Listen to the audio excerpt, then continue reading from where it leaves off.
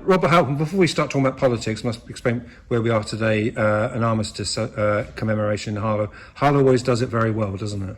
Oh, it's very special. Today was the remembrance service done by Harlow Council, and it was wonderful to be there with all the key members of the Royal British Legion.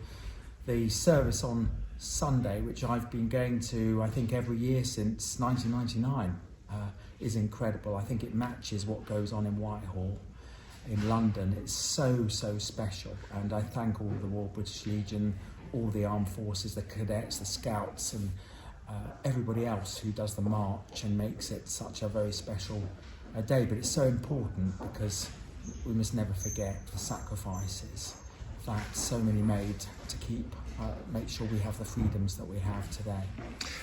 This is your Friday. Friday often is the constituency day for you, but you now have new responsibilities as a minister. Can you explain exactly what they are and what it means to the people of Harlow?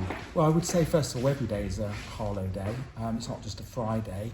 Obviously, Monday to Thursday I'm in Parliament usually, and Fridays and Saturdays, and even on some Sundays I'm able to do community visits and community work, which I love doing. I live here. I love Harlow. I always fight for Harlow and champion Harlow. I continue to do that as much as I possibly can. I was asked by the new Prime Minister, Rishi Sunak, to be the Minister for Skills and Higher Education. And as everybody who knows me, as you know, your Harlow knows, my passion since I was elected has been apprenticeships and skills, and trying to get young people and workers on that ladder of opportunity to get retrained, to get the skills they need, to get the jobs that they need, to make sure our young people can have the apprenticeships on offer that they need to support Harlow College. I mean, I visited Harlow College close to 100 times since I've been MP, and because I love Harlow College, I love the work that the schools do to help people. My job now is to champion apprenticeships, champion skills, and champion higher education. But you must look at all the list of cuts to all the schools in Harlow, senior and primary, and I mean, in respect of that, what was your message to these schools? Well, the first thing to say is there is a very difficult economic situation. We've got 85 billion of debt interest alone to pay over the coming year. The government has to pay down the national debt. They have to do that, because otherwise interest rates and mortgage rates will go up, and that means the cost of living will increase for every resident in Harlow. So what we're trying to do is to cut the cost of living.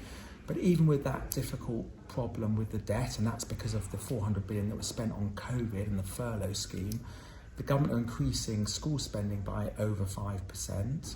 But more importantly, in my area, I shouldn't say more importantly, but in my area, in skills, the budget is increasing by 3.8 billion over the lifetime of this Parliament. They're increasing money that's going into apprenticeships. Apprenticeships will have 2.7 billion spent on apprenticeships by the end of 2025, for example. That means more hours for students, more apprenticeships, more skills, more quality qualifications, properly resourcing that education and skills ladder of opportunity. But I don't deny it's not a difficult time, and I hope very much, as much as possible, the government will protect education and skills spending. And we come to next Thursday with the statement in Parliament. Is that something? How are you going to? What is the message you're going to have to bring to the people of Harlow if there's going to be radical cuts there? Is it, without being too flippant, is that going to be a hard one to spin? It's not about spinning. The government have got to walk three very difficult roads. Right? The first is to protect essential public services like my area of education, but also the National Health Service. The second road they have to walk down is helping residents with the cost of living, and billions and billions and billions of pounds have been spent on trying to cut the cost of living for Harlow residents. That's £1,200, for example, up to £1,200 going to the most vulnerable families in Harlow. That's £400 off everybody's energy bill. That's an energy price freeze because of the cost of energy going up because of the war in Ukraine partly. So they're spending billions and billions of pounds on cost of living, but also, and this is really important, the other third road they have to walk down is cutting the debt. If we don't cut the debt, interest rates go up. That means costs for everyone who borrowed for their houses, for the mortgages, extra costs for businesses, and that will put additional pressure on inflation. So they've got to get the debt down. They've got to help spend billions and billions of pounds helping people with the cost of living because of energy bills and petrol prices and so on.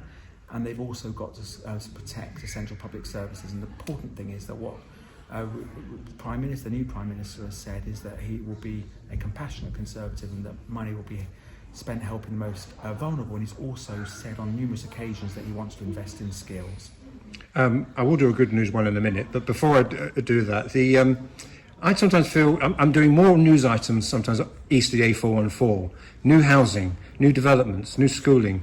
But then I look at the health and well-being reports. Do you know, regarding attainment and addiction, etc. Do you feel that you sometimes have two Harlows? Are you worried about there being two Harlows in this constituency of yours? Well, actually, what I think is what we are doing is building an even better Harlow. So you've got more children in good or outstanding schools. We've got one of the most outstanding colleges in the country in the shape of Harlow College with the Advanced Manufacturing Centre, millions of pounds being spent on that.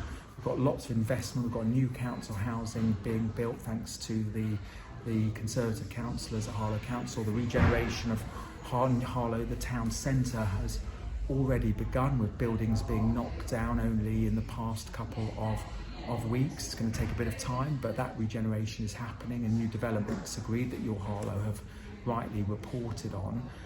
So actually I think that despite all the difficulties, despite the difficult economic situation, things are going very well in Harlow, and Harlow is becoming an even better place to live. And if you look at all the newspaper reports over the past year, lots of people who lived in London actually are moving to Harlow, buying houses, wanting to live here because of our green spaces, because of our better schools, because of our incredible college and education. So I don't think there are two Harlows at all. I think we have to help everyone who is struggling, but I think that what we are trying to do is make Harlow the skills and cultural capital of Essex and the east of England. Yeah, because finally, I was going to mention the good news yesterday. The beginning of the demolition of the town centre, or that part with Strawberry Star and the council. And I think in the early hours after your election victory in 2019, I said to you, I hate to ask you now, but what are your plans? And you said, if I don't get the town centre right, then, much of it will be for nothing, etc. And so you must be really pleased to see the wrecking ball go in. I'm over the moon. I can't wait for the wrecking ball to carry on